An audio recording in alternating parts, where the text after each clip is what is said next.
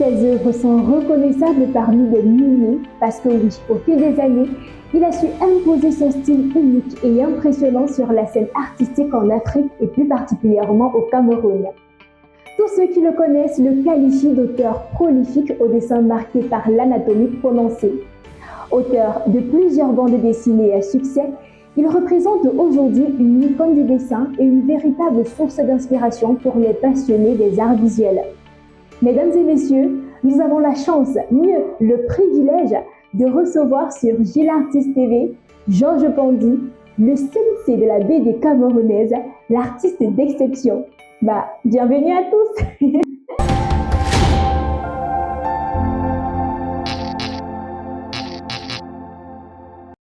Alors, Georges Pandy, bonsoir et bienvenue. Merci, bonsoir. Bienvenue chez Gilartiste. Merci. Le seul roi du 8 mars que je connais dans ma vie. Qu'est-ce que ça fait de naître un jour où on célèbre la femme? Je crois que je suis chanceux de naître le 8 mars, quoi. Pour moi, c'est quelque chose d'extraordinaire, quoi. C'est la journée des femmes. Et tu nais ce jour-là, j'en suis très heureux, quoi. Ok. Est-ce que tu sais à quoi je pense quand je te vois? Non, dis-moi. À tes œuvres, à ce style un peu osé que tu as quand même, dessiner la nudité. À quoi ça me fait penser? Vas-y, dis-moi. J'aurai mes questions tout à l'heure, t'inquiète pas. Alors, tu es artiste et dessinateur, tu es auteur de plusieurs BD, tu es passionné de dessins animés, de comics et de jeux vidéo. Il faut dire que c'est pas aujourd'hui que tu as commencé avec le dessin. Tu es vraiment considéré comme étant une icône du dessin au Cameroun. Tu as vraiment fait du chemin parce que tu dessines depuis que tu es tout petit. Lorsque tu essayes de revoir ton parcours, ce que tu as traversé pour atteindre le niveau que tu as aujourd'hui, qu'est-ce que tu peux nous dire? Qu'est-ce que cela t'évoque? Déjà, je veux dire que ça n'a pas été du tout facile. Je dessine depuis tout petit, comme tu dis. Et si je me souviens bien, je pense que ma première BD date des années 2003-2004. Donc ça fait un bon bout de temps déjà que je suis dans le circuit. Ça n'a toujours pas été facile, mais bon, moi je le fais par passion déjà. Je crois que c'est l'une des choses qui ont fait en sorte que je sois encore dans le secteur aujourd'hui, quoi. C'est beaucoup plus la passion qui me fait dessiner. Je prends du plaisir à dessiner et chaque fois quand je le fais, toujours avec beaucoup de passion, quoi. C'est la raison pour laquelle je suis au top, si je peux dire ça comme ça. C'est la raison pour laquelle je suis toujours là et que je continue à bosser chaque jour. Donc, ta passion, c'est ta motivation, c'est ton essence, en fait. C'est ça, en fait. C'est la passion d'abord. Le reste vient après. Mais c'est d'abord la passion. Tu prends du plaisir à le faire. D'accord. Est-ce que tu as toujours cru en toi, en ton talent, à ce que tu fais? Est-ce qu'il n'y a pas eu des moments de doute tout au long de ton parcours? Ça a toujours été positivité, motivation, je vais y arriver, j'ai la capacité, j'ai le talent. Comme je dis, ça n'a toujours pas été facile parce que quand tu dessines, quand tu es auteur de BD au Cameroun, on a souvent l'habitude de dire que ça ne donne pas l'argent, quoi. C'est pas facile d'en vivre. Du coup, il peut arriver certains moments où tu te poses la question, pourquoi est-ce que je continue à faire ça? Est-ce que je devrais pas faire autre chose? Mais ce qui me fait rester là, c'est beaucoup plus la passion, quoi. Et puis, je me dis que si aujourd'hui ça ne va pas bien, demain forcément, il y aura d'autres opportunités, ça pourra aller mieux, quoi. C'est la raison pour laquelle je continue à bosser, même quand c'est difficile, même quand il n'y a pas d'ouverture, je sais que tôt ou tard, ça va finir par s'améliorer, quoi, et que ça va aller. D'accord. Le dessin, ça ne donne pas l'argent au Cameroun, on a coutume de dire. Qu'est-ce que tu en penses aujourd'hui, toi, à ce stade? Bon, c'est une vérité qui, avec où il y a peut-être 10-15 ans de cela aujourd'hui, mais ce n'est plus le cas aujourd'hui en réalité, c'est plus le cas. Parce qu'on peut bien vivre du dessin, si c'est du dessin, vraiment on peut en vivre, que ce soit la bande dessinée, les illustrations ou quoi que ce soit d'autre autour du dessin, on peut vraiment en vivre. Pour ce qui est de mon cas particulier, je suis auteur de BD, mais je dois dire que c'est vraiment pas cette BD-là qui me fait vivre, quoi. J'ai pas grand-chose derrière les BD que je fais. Mais j'ai la chance de travailler en entreprise et mon boulot consiste à dessiner entre autres, quoi. C'est un peu ce qui me fait vivre, c'est ça. Bon, à côté de ça, il y a également des petits boulots. On peut avoir des illustrations, on peut être sollicité par des ONG, par des particuliers qui vous proposent des boulots, mais c'est toujours autour du dessin. Donc, on peut dire qu'aujourd'hui, en réalité, oui, on peut vivre du dessin au Cameroun. Il faut juste être bien organisé, être sérieux, être, comment dire ça, avoir une bonne moralité, quoi. Et puis, le reste va suivre. Moi, j'ai l'impression que finalement, c'est quand même difficile de vivre uniquement du dessin. Hein. Parce que, dernièrement, on a reçu Martin Ngola. Lui, il a dit que, il vit du dessin, mais il ne se contente pas seulement des projets au Cameroun parce qu'il travaille également à l'international. Et c'est ça qui fait en sorte qu'il puisse être quand même épanoui. Et aujourd'hui, toi, tu me dis que tu es en entreprise, les activités artistiques, et que ce n'est pas seulement le dessin là qui te fait. Donc, oui, je dis, c'est pas le fait d'être auteur de BD qui va te faire vivre de ton dessin, quoi. Okay. Mais c'est tout ce qu'il y a autour en réalité. Okay. Pour ce qui est de mon cas, c'est un peu la BD qui m'a fait connaître, quoi. Donc, c'est grâce à mon boulot dans la BD que j'ai été connu, que j'ai été recruté dans les différentes boîtes dans lesquelles je bosse aujourd'hui. C'est grâce à ce dessin-là. Mais aujourd'hui, c'est pas seulement ce que je fais. Donc, comme Martinet t'a dit, forcément, c'est pareil, en fait. Okay. C'est les petits boulots, les petits gombos, si je peux dire comme ça, qu'on a à gauche et à droite, qui nous font arrondir les fins de mois, quoi. D'accord. Alors, tu as travaillé sur plusieurs projets, que ce soit en solo ou alors en groupe. J'aimerais qu'on retrace un peu rapidement ton parcours. D'accord. Donc, tes tout premiers travaux, tu viens sur la scène professionnelle avec 2 séries. Les Cops. Oui. C'est bien cela. Faut pas que oui, c'est ça, c'est ça. Okay, justement, la BD dont je parlais tout à l'heure, la Cops, je crois que c'était en 2004. Bon. D'après mes recherches, c'est 2007. Après, je sais pas. Non, les Cops, c'est pas 2007. C'est plutôt Oops, je crois qu'il paraît en 2000. La première série Oops qui paraît en 2007, il me semble. Mais les Cops, ça doit être beaucoup plus tôt que ça. Je crois que c'était vers 2004-2005. Bon, bref, je peux me tromper. D'accord. Donc, après ça, dans les années 2007-2008, il y a eu le catalogue Africa Comics et le deuxième numéro de la revue camerounaise Waka Waka, la BD. Oui, j'ai participé à cette aventure-là. Avec, on rappelle que c'est une histoire courte scénarisée par Ngalé et Dimon. Oui. Et tu as co-réalisé 2 courts-métrages, La Witch et La Cham, en 2009, avec le regretté Tep Adams. Voilà. Et la même année, tu dessines la série à succès Guy des Jeunes, vendue à 100 francs CFA l'exemplaire. Oui. Et là, vous avez pu vendre à combien d'exemplaires? Là, je sais pas. Mais je sais que ça a été énormément vendu. Une petite anecdote. À l'époque où on travaillait sur cette série-là, on allait souvent livrer le travail fait à Eresco, c'était à Mendon. Voilà. Donc, un jour, Kelly et moi, on s'en va donc pour livrer l'épisode qu'on devrait livrer ce mois-là. Et puis à la sortie, c'était la sortie des classes en fait. Oui. Il y a les élèves du lycée qui sortaient des classes et qui rentraient à la maison. On était complètement surpris. Il y avait peut-être une vingtaine, une trentaine d'élèves qui passaient et c'est pratiquement chacun qui avait un exemplaire de cette BD-là à main. Wow. Ils sortaient du lycée de Mendon, je pense. Ils ne pouvaient pas s'imaginer que c'est nous qui faisions ça, quoi. Donc, nous, on était là comme ça, on les regardait, ils en discutaient. C'était merveilleux, quoi. Donc, te dire le nombre d'exemplaires qui ont été tirés, je ne sais pas, je ne peux pas le dire. Mais ce qui est certain, c'est que cette BD-là se vendait comme des bouts de pain. Oui. Lorsqu'elle sortait au bout de 1-2 semaines, il n'y avait plus rien en stock, quoi. Oui. Et on en produisait chaque mois. Oui, c'est vrai quand même que c'était accessible à 100 francs CFA. C'était à 100 francs, donc les lycéens pouvaient s'en offrir sans beaucoup de problèmes, quoi. C'était à 100 francs. Et c'était quoi la particularité de cette œuvre? C'est qu'on parlait de la vie des jeunes, quoi, comme le titre l'indique, quoi. C'était des jeunes comment est-ce qu'ils vivaient, leur façon de faire, leur façon de s'habiller. C'était un peu ça le truc, en fait. C'était la vie des jeunes. Oh là là. Je crois que c'est pour ça que les jeunes, justement, aimaient cette BD-là. Ça les faisait rêver, quoi. Oh, j'étais encore très petite parce que j'aurais bien voulu connaître ça. Oui. Est-ce que c'est possible de l'avoir encore aujourd'hui? Aujourd'hui, bon, j'ai ma propre collection personnelle à moi, j'ai quelques exemplaires à la maison, mais je pense pas que ça soit encore en vente de nos jours. Ça fait quand même assez longtemps. Voilà. C'est dommage, hein? Oui, c'est vraiment dommage. J'aurais aimé que ça soit peut-être réédité plus tard ou alors qu'on en fasse un collector. Ce serait cool, ça, parce qu'on a fait quand même, on a fait presque 2 saisons. On a fait une première saison d'une douzaine d'épisodes. Bon, ça s'est arrêté au cours de la seconde saison qu'on n'a pas pu achever, quoi. Mais c'était quand même un bon paquet d'épisodes. D'accord. Entre 2010 et 2011, tu encres plusieurs planches de la série Les Niais dans le magazine Situation. En 2011 également, tu réalises avec Eline Tep et Yannick Debous le numéro 4 des aventures de Fatou. Est-ce que tu peux nous parler de cette œuvre-là? Mais c'est maintenant que tu en parles que ça me vient, je me souvenais même plus, ça. Dernier encore, je me souviens, mais Fatou, c'est pas parce qu'il y a tellement de boulot auquel j'ai participé, surtout avec mon regretté pote Kelly.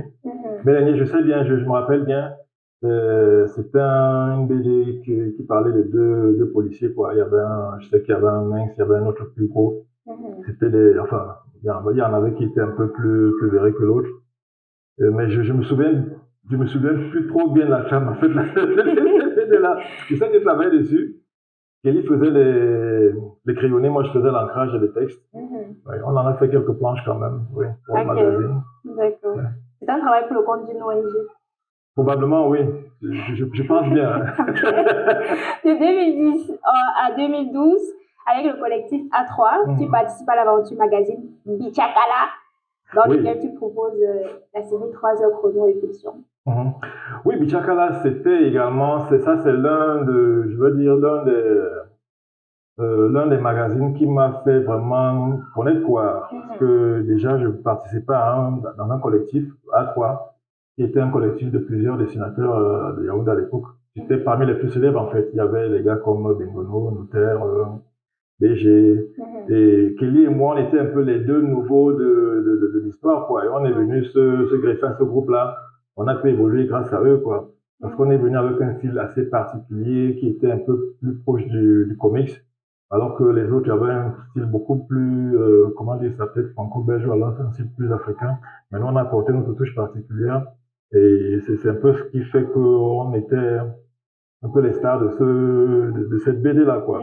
Donc moi, j'avais des travaux personnels et perso là-dedans, notamment Pulsion, comme tu l'as dit tout à l'heure, et puis 3 heures chrono. Ça, c'est des vieux travaux, ça fait longtemps. Parce qu'en réalité, c'était publié, je crois que c'était en 2009 que ça a commencé, 2009-2010. Mais il y a des planches que j'avais faites bien avant. Parce que à l'époque, c'était pas évident de se faire éditer. Donc, on faisait des planches, on les gardait dans nos tiroirs. Et quand l'occasion se présentait, donc, on les apportait. Donc, ça veut dire que ma première BD, je l'ai faite peut-être en 2006 ou 2007. Et c'était que 3-4 ans après qu'elle est éditée dans ce magazine-là. Fallait juste un peu réchauffer, retoucher un peu à gauche, à droite, pour faire des planches, quoi. Mais les 3 heures chrono également, c'était un truc que j'avais fait, à l'époque, il y a la série 24 chrono qui passait. Qui m'avait vraiment impressionné, quoi. Le style, de l'ambiance, la cadence de la série. C'est un peu ce que je voulais retracer dans cette planche de 3 heures chrono, quoi. C'était un jeune garçon qui était embarqué dans une histoire avec des bandits qui le poursuivaient. Ça se passait dans un laps de temps-là. C'était assez cool. J'ai aimé faire ça. Et puis, bon, les gens ont apprécié. Bon, dommage, c'était juste un petit truc que j'avais fait sur une vingtaine de pages. Et bon, comme dans Bichakala, c'était 4 pages par numéro. Donc, ça a été produit sur, je crois, 4 épisodes. Et ça s'est arrêté, quoi.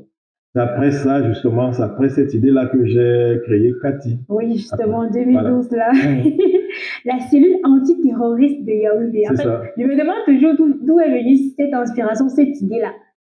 Oui, en fait, comme je t'ai dit, après 3 heures chrono, je me suis dit, je ne vais pas m'arrêter sur ces 20 planches-là, il faut que je fasse quelque chose de plus costaud, quoi.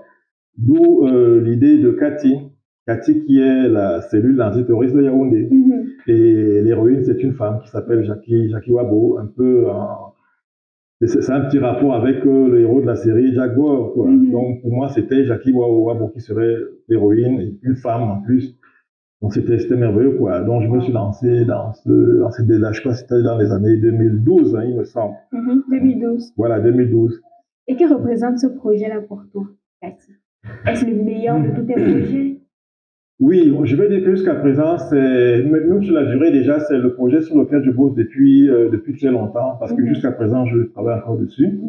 J'en suis au 3e tome qui va sortir cette année-ci. Et je travaille déjà pour la suite, parce que le tome 3, il est déjà chez l'éditeur. Et l'année prochaine, il y aura le tome 4. J'ai commencé à bosser déjà dessus aujourd'hui. Donc pour moi, Cathy, c'est vraiment le projet de ma vie, quoi. Mais à côté de ça, il y en a d'autres, quoi. Il y a Ours, par exemple, que j'ai également fait, que j'ai beaucoup aimé, quoi. Qui était un peu dans la suite de Vie de jeune. Qui a été publié aux éditions Akomamba. Akomamba, la même année. Pendant cette année était quand même chargée. Hein. Ça fait plusieurs projets pour cette année. Oui, en fait, comme je te dis, il y a des travaux qui étaient là depuis longtemps, mais qui n'étaient pas édités. Donc, j'avais fait plusieurs planches de BD avec plusieurs séries, mais ce n'était pas édité. Dès que l'opportunité s'est présentée, les deux projets, je les ai proposés à Akomamba, Oops et Cathy. Donc, du coup, ils ont édité le tome 1 de Cathy et puis le tome 1 de Oops également. Donc, les deux en même temps. Est-ce que Oops est encore disponible aujourd'hui? Est-ce qu'on peut l'avoir quand même? Oui, Oops est encore disponible aujourd'hui chez Akomamba. C'est eux qui ont, puisque c'est eux qui ont les stocks de cette BD-là. Si on en a besoin, il faut juste aller de leur côté. Et ça coûte combien? Bon, combien ça coûte? Je pense que l'album coûte 5 000 francs. C'est un album de une cinquantaine de pages, il me semble. Voilà, en couleur et en grand format. Donc, je crois que c'est 5 000 francs. D'accord. Il faut que je cherche ça parce que ça va un peu dans le même sens que oui, en réalité, s'il faut que je résume un peu, c'est des jeunes qui vivent dans une mini-cité. Bon, quand je dis des jeunes là, c'est plus les ados, mais plutôt des jeunes. Il y a des étudiants d'un certain âge déjà qui vivent là. Il y en a qui bossent un peu à gauche, à droite et qui se débrouillent dans la vie, quoi. Donc, Oops, c'est une héroïne qui s'appelle Samantha, qui est au centre de toute cette histoire-là, en fait. C'est une fille qui a l'air d'être légère, d'avoir des mœurs assez bizarres, mais non, au fond, c'est pas vraiment ça. Bon, j'invite les uns et les autres à chercher la BD, bien sûr. Donc, ils vont découvrir. C'est un travail dont je suis assez fier également, parce que à cette époque-là, c'était pas évident, quoi. Et je crois que j'en ai fait une centaine de pages, oui, que j'ai fait en 2 albums. Donc, il y a eu un tome 1, il y a un tome 2, et puis même il y a eu un collector qui a été édité avec l'ensemble de toutes les pages. Voilà, disponible chez Akomamba. Super. Alors, en 2014, tu deviens directeur artistique chez Firo Games, où tu participes à l'aventure Orion, le tout premier jeu vidéo camerounais. Ça ressemble à quoi la vie d'un directeur artistique dans une maison de production de jeux vidéo comme Firo Games? C'est beaucoup de boulot, À l'époque, quand je suis engagé chez Hero Games, bon, il faut dire que c'est en 2012 en fait. C'est depuis 2012. Oui. Wow. C'est en 2012 qu'on m'appelle là-bas et puis parce qu'on s'installe en 2013. Voilà. Donc, c'était pas évident. À l'époque, quand j'arrive là-bas, le promoteur du projet qui est Olivier Madiba avait vu mes travaux sur Facebook. Il me contacte donc via Messenger, il me dit qu'il a vu ce que je fais, ça lui plaît beaucoup. Il aimerait que je vienne, quoi, qu'on se voit et qu'on discute. Je ne savais pas de quoi il était question en réalité. Donc j'arrive à Biémassi, et puis il me parle de son projet. Moi, je dis oui tout de suite, quoi. C'est vrai qu'au départ, je ne savais vraiment pas où on allait, parce que lui, il avait tellement de choses en tête que bon, c'était pas tellement précis. Mais bon, moi, je me suis dit, tant que c'est du dessin, je me lance, il n'y a pas de souci. Surtout qu'à l'époque, je n'avais vraiment pas un emploi fixe, quoi. Je me débrouillais de gauche à droite, j'avais des petits jobs à gauche à droite. Donc, je me suis dit, c'est peut-être une occasion de me fixer et puis d'avoir quelque chose de plus sérieux, quoi. Du coup, je donné mon accord, quoi. Donc, quelques temps après, je me suis retrouvé à la tête d'une équipe d'une quinzaine de dessinateurs qu'il fallait former d'abord avant de commencer à bosser. Parce que en 2013, à l'époque, il y avait pas de tablette graphique, il n'y en avait pas beaucoup au pays en tout cas. Dans l'équipe, j'étais le seul à en avoir utilisé une déjà. Donc, il fallait que je forme les autres gars à l'utilisation de la tablette avant qu'on ne commence l'animation, avant qu'on ne commence le jeu vidéo. Donc, on a pris près de 1-2 mois de formation là. Bon, heureusement, c'était des gars qui étaient assez bons. La plupart, c'était déjà des dessinateurs, des auteurs de BD, des illustrateurs, même des peintres. Donc, on a travaillé comme ça et après cet temps, il a fallu donc bosser sur le projet. Et là, j'étais chargé de diriger l'équipe de dessinateurs parce qu'il fallait dessiner, faire du chara-designing, il fallait faire des animations. Bref, c'était beaucoup de boulot. Beaucoup de boulot. Et à l'époque, c'était des jeunes, quoi. Vous savez, avec une équipe comme ça, c'est pas évident de pouvoir gérer. Donc, il faut toujours être là. Des fois, il fallait frapper du poing sur la table pour recadrer un peu. Mais c'était une très belle aventure. J'ai adoré, quoi. Aujourd'hui, on est tous restés amis. Il y en a plein qui sont partis de gauche à droite. Mais on a gardé de bons contacts. Et ça, c'est l'une de mes meilleures aventures, quoi, dans la vie. C'est très bien. Et tu es également directeur artistique chez Agel? Oui. C'est pratiquement le même boulot en fait. Sauf qu'AGM, on fait plus dans la bande dessinée en fait. La bande dessinée, la promotion de certaines valeurs. On a des projets de temps en temps sur lesquels il faut travailler. Donc j'ai quelques gars qui travaillent sur des projets de BD. Et bon, il faut juste diriger, donner une certaine direction, quoi. C'est ça. Et comment est-ce que tu fais pour combiner toutes ces casquettes-là? Parce que il y a les projets personnels, les projets de groupe, il y a le poste de directeur artistique. Comment est-ce que tu manages tout ça pour t'en sortir au quotidien? J'avoue que c'est pas évident. C'est pas évident. Parce que là, je bosse dans 2 boîtes à la fois, et puis il y a des travaux perso, comme tu l'as relevé tout à l'heure. Il faut beaucoup d'organisation, en fait. Être assez discipliné. Parce qu'à côté de tout ça également, j'ai une autre carrière en sport où je dirige un club de karaté. Donc vous imaginez que gérer tout ce boulot-là et puis se retrouver encore à l'entraînement 3 à 4 fois par semaine, c'est pas évident. En plus, 3 à 4 fois, c'est beaucoup. Oui. Wow. Donc, il faut une grosse organisation pour pouvoir tenir déjà mentalement, physiquement. C'est pas facile, mais bon, ça fait un bon bout de temps que je fais ça. Le corps est presque habitué à ne pas dormir tout le temps. Donc, mais bon, je tiens, faut être organisé, quoi. Quand c'est l'heure du boulot, je bosse. Quand c'est l'heure de l'entraînement, j'y vais, je reviens, je continue à bosser, et ainsi de suite. D'accord. Donc, c'est en 2021 que tu produis le tome 2 de Cathy. Toujours édition Wanda Studio. C'est quoi la particularité de ce tome 2-là? Quelles sont les innovations par rapport au tome 1? Bien, le tome 1, je l'ai fait dans certaines conditions. Je l'ai fait il y a longtemps, cela, comme j'ai déjà dessiné bien avant que ça ne soit édité, quoi. Du coup, le niveau technique déjà n'était pas celui qu'il est aujourd'hui. Les premières planches les planches du tome 1, je les ai faites sur du papier avec du crayon, des stylos et autres. Par contre, le deuxième tome, j'avais déjà une tablette graphique acceptable grâce à laquelle j'ai pu faire les planches, quoi. Du coup, le niveau technique, il est un peu plus élevé, c'est un peu plus abouti techniquement. Et c'est l'une des particularités, quoi. Et puis, l'histoire est beaucoup plus corsée, beaucoup plus, plus recherchée. Et voilà, je crois qu'en tout point, le tome 2 est meilleur que le tome 1, quoi. D'accord. Et où est-ce qu'on le retrouve? Le tome 1, actuellement, c'est vrai que c'est compliqué parce que, étant donné que je l'ai fait avec une première maison d'édition qui est à Komamba, et ça fait un bon bout de temps, les gens me demandent souvent où est-ce qu'on peut le trouver. Bon, je leur dis toujours que pour l'avoir, il faut se rapprocher de la maison d'édition. C'est eux qui vendent encore ce tome-là. Et je pense qu'il y en a encore en stock. Je pense qu'il y en a encore. Je me suis renseigné dernièrement, ils m'ont dit que bon, pour ceux qui en avaient besoin, il y en a encore, et que d'ailleurs, il y a une réédition qui doit avoir lieu cette année-ci. Puisqu'il y a un festival, le Bois BD, qui aura lieu en fin d'année. Donc, je leur ai demandé que ce serait cool d'avoir un stock du tome 1, parce qu'il y a beaucoup de gens qui le demandent. Il y en a qui ont eu le tome 2, mais qui ne savent pas comment ça a commencé, ils aimeraient voir le tome 1. Donc, il y aura une réédition cette année-ci, je pense bien.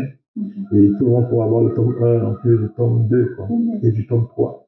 Le tome 3 qui sera disponible également en fin d'année. Ça veut dire que lors du festival de novembre, là, le tome 3 sera disponible. Le tome 3 est chez l'éditeur depuis 3-4 mois aujourd'hui. J'ai terminé depuis longtemps, j'ai tout livré, monté et tout. Donc en fait, on attend seulement que le festival arrive et puis ça sera la sortie officielle. C'est magnifique. Oui, il est disponible depuis longtemps. Et le tome 2 qui est disponible là, où est-ce qu'on peut l'avoir en dehors de Wanda Studio? Est-ce qu'il y a une autre plateforme où on peut avoir? Le tome 2, je crois qu'il est disponible en ligne déjà. Si on va sur le site de Wanda Studio, on pourra voir toutes les BD qu'il distribue là-bas. Donc il est disponible en ligne. D'accord. On va marquer une petite pause, le temps de prendre la pause publicité. On se retrouve juste après. Tu souhaites réaliser de beaux dessins numériques sur ordinateur? Tu as absolument besoin d'un petit bijou technologique qui va faire grimper ton talent à un niveau époustouflant. Les tablettes graphiques. Oh là là, elles te permettent de dessiner avec une précision incroyable les bandes dessinées, les livres illustrés, les dessins animés et même de faire des simples illustrations. T'as accès à une palette de couleurs illimitée et à des outils numériques puissants. Dessine, fais des illustrations, retouche toutes tes photos en un claquement de doigts comme un ou une pro. Gilles Artiste a tout prévu. On te propose une gamme complète de tablettes graphiques avec ou sans écran, de toutes les dimensions. Et le meilleur dans tout ça, ces merveilles commencent à partir de 60 000 francs CFA seulement. Cool, n'est-ce pas? Voilà, je l'ai dit. Commande ta tablette graphique au 679 87 17 42 ou par mail etsj.l'artiste@gmail.com. J'ai l'artiste et votre rêve devient réalité. Nous sommes toujours sur Gilles Artiste TV, artiste d'exception, et notre invité exceptionnel du jour, c'est Georges Bondi, qui est dessinateur et auteur de plusieurs BD. D'ailleurs, les Camerounais l'ont donné le surnom de Sensei, Sensei de la BD au Cameroun. On est toujours là, Georges. Maintenant, nous allons parler un peu de ta source d'inspiration. Quels sont tes comics préférés? Est-ce que ces comics-là influencent ton travail? Bien, s'il faut que je parle de mon inspiration, tout le monde le sait, hein, j'ai été énormément influencé par le comics, le style de BD américain. Et j'ai certains auteurs que je suis en particulier, que j'affectionne. C'est un peu qui m'ont, entre guillemets, guidé dans mon style de travail, quoi.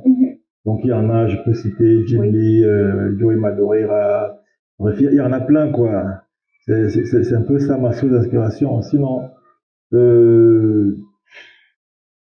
lorsque je dessine, j'aime bien faire des personnages qui seraient reconnaissables par les Camerounais, quoi. Il faudrait que je fasse des personnages qui seraient identifiés, auxquels les gens pourraient s'identifier, quoi. Donc, du coup, malgré que ce soit un style un peu plus américain, je dessine des personnages quand même qui sont d'ici. C'est un peu ça ma particularité, en fait. Parce que, bon, lorsqu'on est très influencé par des styles d'ailleurs, généralement on fait des personnages qui ressemblent plus aux personnes d'ailleurs, quoi. Mais moi, bon, je me suis dit, même si je suis dans un style comics, il faut que ce soit des personnages quand même qui ont des gueules d'Africains, qui ont des looks d'Africains, des comportements d'Africains. Et à quel moment est-ce que tu décides de dessiner la nudité des femmes et parfois aussi des hommes? À quel moment? Et pourquoi? Ça a commencé comment? Bah, j'avoue que c'est pour le fun. Moi, je t'ai dit tout à l'heure au début que lorsque je dessine, je prends du plaisir à le faire, quoi. Donc, pour moi, j'ai d'abord l'envie de dessiner des choses qui sont jolies, de belles choses, quoi. C'est l'une des raisons pour laquelle je me suis lancé dans cette entreprise-là. Donc, il se trouve que chaque lundi matin, je publie une image assez, c'est pas le terme que je vais, que je vais employer, mais bon, une image de femme, quoi, dans des positions assez provocantes souvent. Il y a certaines personnes qui n'aiment pas, mais bon, ces personnages, je m'en fous un peu. Je fais avec ceux qui aiment, quoi. C'est avec eux que je continue. Et comment est-ce que tu gères les commentaires autour de tes travaux? Que ce soit les commentaires, bon, on va commencer pour les commentaires qui sont positifs et les commentaires qui sont négatifs. Comment est-ce que tu gères ça? Bon, déjà, je dois te dire que lorsque je fais ce boulot-là, les publications que je fais lundi, c'est beaucoup plus pour les fans, en fait. Donc, j'ai une page qu'il faut que j'entretienne un peu. Il y a des fans qui attendent ça. Oui, il faut bien produire tout le temps parce que, bon, quand je n'en fais pas 2-3 semaines, ça devient bizarre. Même au boulot, quand j'arrive, les gars me demandent, mais qu'est-ce qui se passe? Tu n'as rien publié aujourd'hui? Je dis, non, j'ai pas eu le temps. Donc, c'est un peu ça, en fait. Il faut que les fans restent en alerte, quoi. Donc, et on m'attend chaque lundi. Donc, je fais ça, c'est pas plaisir, en fait. C'est pour les fans. Ceux qui n'aiment pas ça, c'est leur problème, mais je le fais beaucoup plus pour ceux qui aiment. Mais je sais quand même ceux qui font semblant de pas aimer, là où ils aiment, quoi. Ils aiment. Il y a personne qui n'aime pas des jolies formes d'une femme bien représentée, ça. C'est des histoires, quoi. Ils vont te sortir des morales compliquées. Mais en fait, ils aiment au fond, quoi. Mais ceux-là, bon, je m'occupe pas trop d'eux. Moi, ça me plaît bien que les gens voient l'image et que ça leur fasse plaisir, quoi. Moi, ça me fait plaisir de faire plaisir aux gens. C'est tout. Les autres, on a rien. En même temps, tout le monde ne peut pas aimer. Hein. Ça, c'est clair. Je crois que la plus grande majorité aime quand même. Et moi, ça me va. Ok. Alors, quels sont les aspects les plus difficiles de l'anatomie que tu aimes relever dans tes dessins? Les aspects de l'anatomie, c'est toujours compliqué de dessiner un corps en mouvement, en fait. Ça, c'est assez compliqué. S'il faut dessiner une personne qui est debout, bien qui est assise sans mouvement, ça va. On peut construire facilement. Mais lorsque cette personne fait un mouvement compliqué, un geste compliqué, il faut faire une construction au préalable. C'est peut-être l'un des aspects qui peut être compliqué. Mais lorsqu'on a quand même une certaine maîtrise, on sait comment y arriver. Au final, on a le dessin qu'on veut. Mais c'est pas toujours aussi évident. On peut faire un dessin, ça va pas, on reprend plusieurs fois et bon, jusqu'à ce qu'on ait ce qu'on veut. D'accord. Et quelle est la philosophie que tu transmets à travers tes œuvres? En tant qu'artiste, comme je l'ai dit, moi, je prends du plaisir à le faire. C'est ma passion, quoi. Donc, je me dis, s'il y a des jeunes qui veulent se lancer dans ce domaine-là, faut pas qu'ils viennent en pensant tout de suite que ça va être facile. Surtout qu'aujourd'hui, il y a les nouvelles technologies qui permettent de faire certaines choses assez rapidement. Bon, il faut pas se lancer tout de suite dans ça, quoi. Il faut déjà être passionné et vraiment avoir l'envie d'évoluer. Moi, c'est un peu l'une des choses qui m'ont également permis d'être où je suis aujourd'hui, hein. Je me dis, chaque jour, il faut que je travaille pour pouvoir évoluer. Je ne peux pas me contenter du niveau que j'ai aujourd'hui. Je sais que je crois que je suis assez bon, mais je pourrais être meilleur. Donc ça, c'est quelque chose que je veux inculquer aux jeunes. Il faut avoir l'envie d'être meilleur chaque jour. Du coup, il faut travailler chaque jour. Ne pas se contenter de ce qu'on sait déjà faire. Ne pas rester dans cette zone de confort-là, non. Il faut se dire que je dois être meilleur demain et après-demain. C'est parce qu'on est bon, c'est parce qu'on est meilleur que les gens viennent vers vous pour vous proposer des boulots. Parce que si vous ne l'êtes pas, bah, on ne vous connaît pas, on ne sait pas ce que vous faites et du coup, vous allez crever de famine parce que vous n'êtes pas assez bon, quoi. Pendant que les autres, eux, ils vont s'épanouir. D'accord. Et c'est quoi ta démarche artistique? Je ne peux pas dire que j'ai une démarche artistique. Ça dépend du projet, ça dépend de l'illustration. Quand je suis dans la BD, je procède d'une certaine manière. Si je fais du chara design, c'est une autre manière. Bref, ça dépend vraiment de ce que je dois faire sur le coup, là. Par exemple, lorsque je fais les illustrations que je publie chaque lundi matin, il y a plusieurs personnes qui m'ont posé la question et se demandent comment est-ce que je fais, est-ce que je crée ces femmes-là. Je le dis encore aujourd'hui, non, je ne les crée pas. J'utilise des photos très souvent. C'est des reproductions que je fais, sauf que je reproduis, mais j'ajoute plusieurs effets pour avoir toutes ces lumières, toutes ces ombres qu'on voit autour du dessin, quoi. C'est un peu ça la particularité que j'apporte. Mais au départ, c'est des photos que j'utilise. Par contre, lorsque je fais une illustration, une commande, je procède autrement, quoi. Ça peut être l'imagination ou alors je peux me servir d'images sur Internet. Si peut-être on me demande de dessiner des élèves qui courent dans une salle de classe, bon, on peut chercher des images, on peut chercher des références, mais quand on n'en trouve pas, il faut tout créer de bout en bout, quoi. C'est ça que je dis que, bon, la manière de procéder, elle est vraiment différente en fonction de ce qu'il y a à faire. Et lorsque tu veux peut-être représenter des anatomies qui sont vraiment réalistes, quelles sont les techniques de dessin que tu utilises? L'anatomie, si on veut dessiner une personne, il faut toujours avoir une certaine base, en fait. Là également, on peut utiliser des photos. Je prends un exemple simple. Vous voulez dessiner un sprinter.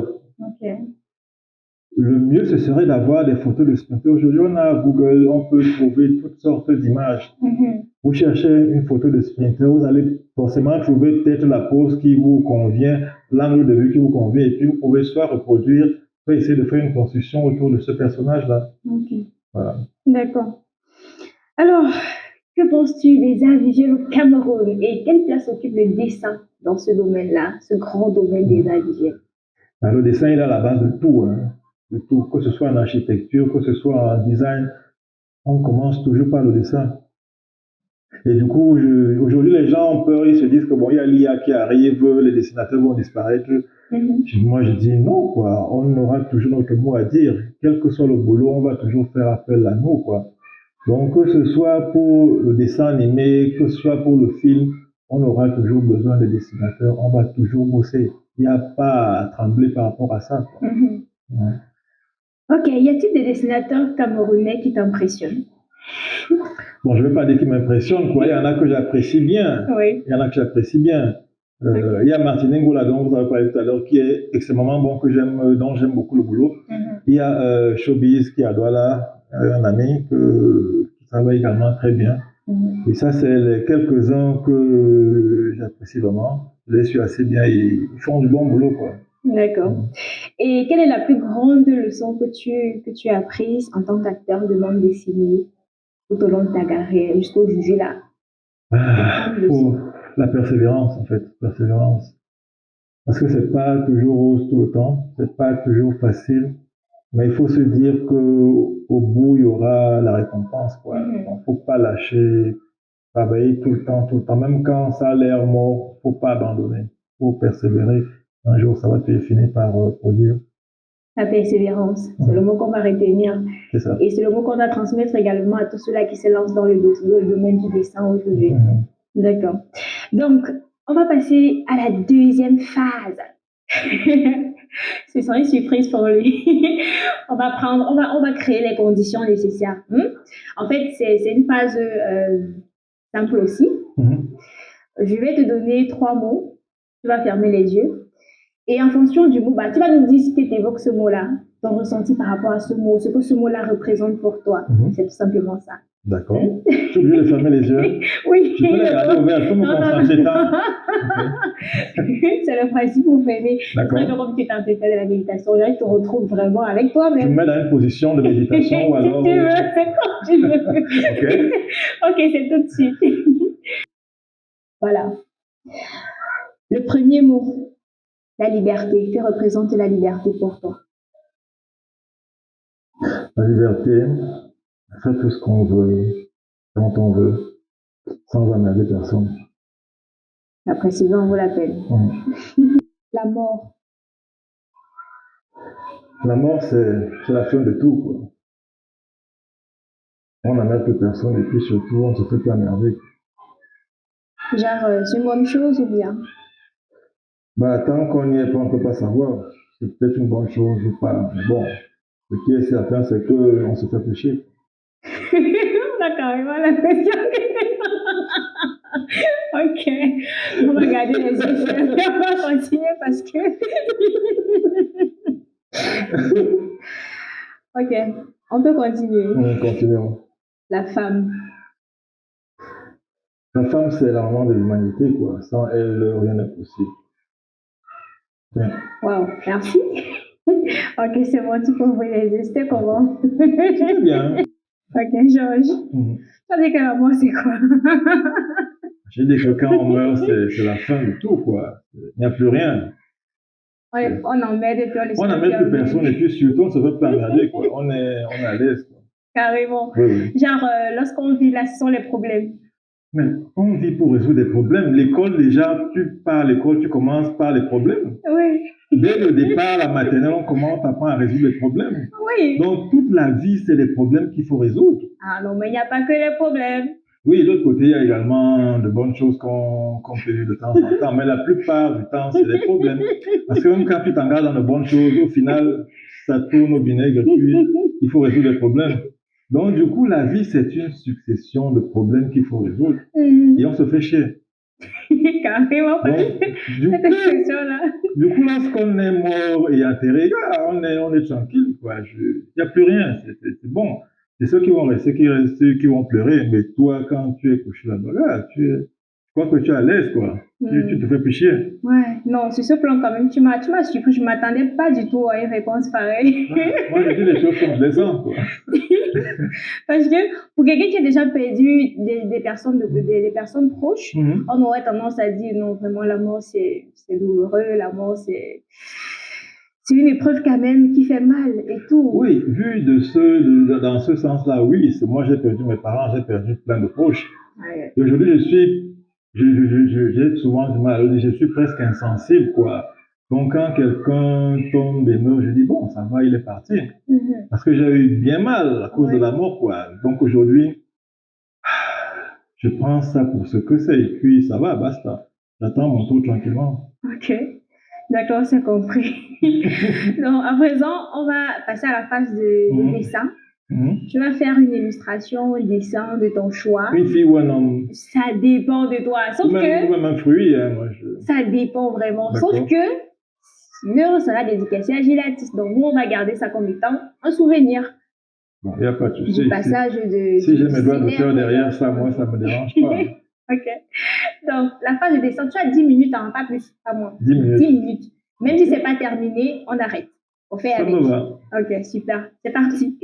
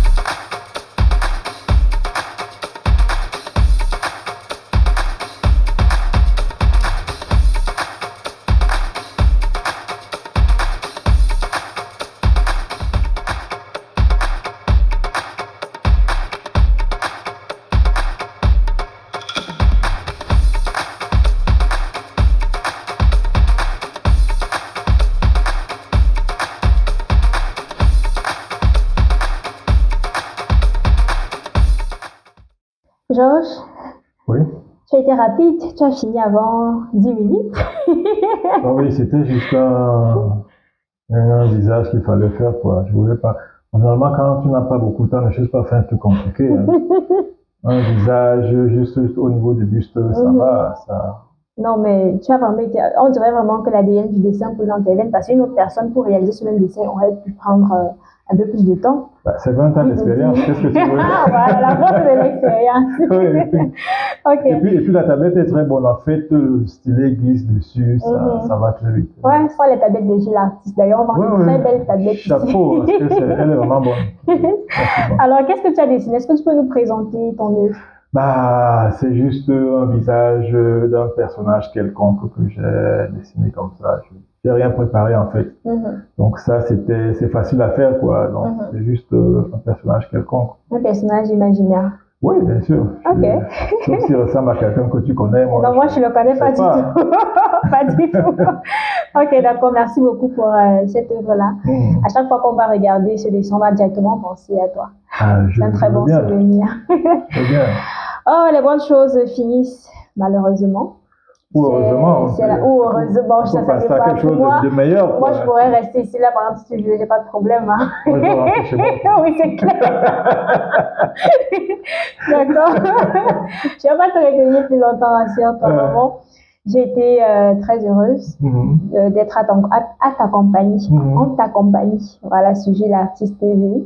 Dans cette émission Artiste d'exception, vraiment, c'est un plaisir d'échanger avec toi.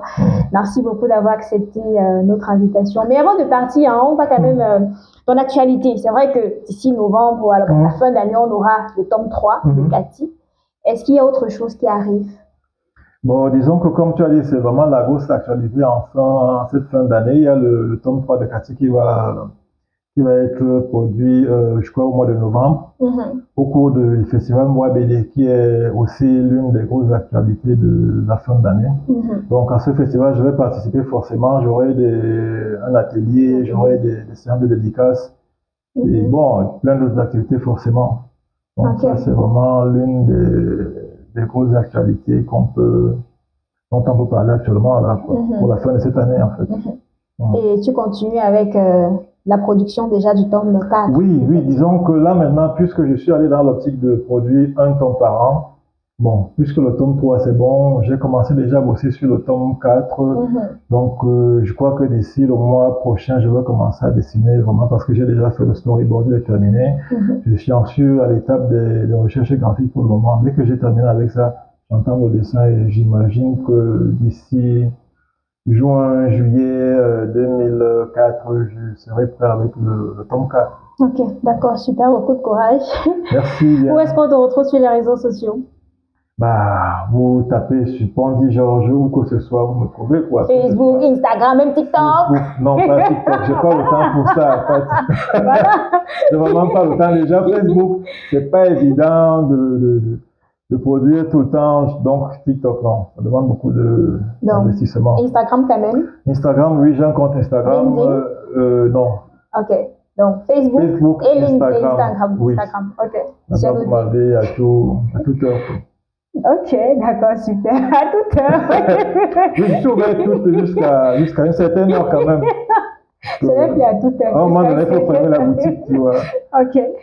D'accord, merci beaucoup d'être passé. Merci à toi. Beaucoup de courage dans toutes tes activités. J'espère te recevoir très prochainement, plus en tant que dessinateur, mais également avec cette casquette-là de directeur artistique. On va vraiment essayer d'explorer parce que, à titre d'exception, on reçoit les acteurs du domaine de l'art visuel. Oui. On a les dessinateurs, on a les directeurs artistiques. Donc, prochainement, ce sera beaucoup plus dans cette casquette-là. On va essayer de voir un peu plus en profondeur en quoi consiste ce rôle-là. D'accord. En tout cas, j'ai été heureux de m'entretenir avec toi, quoi. Tu es très gentil. Ah, merci beaucoup. On se retrouve très prochainement au Bois BD Festival. Merci à toi, merci à tous les followers de Gilles Artiste, quoi. Ciao. Fidèles téléspectateurs, c'est fini pour ce numéro d'Artistes d'exception. Merci beaucoup d'avoir regardé jusqu'à la fin. N'hésitez pas à vous abonner si ce n'est pas encore le cas. Likez la vidéo, partagez. On se retrouve très prochainement pour un tout nouveau numéro. Merci également. Je fais un big up comme ça à l'équipe technique qui s'est chargée de la réalisation de la production de cette émission. On se retrouve très prochainement pour un tout nouveau numéro. Prenez soin de vous. Prenez également soin des artistes camerounais. Bye bye.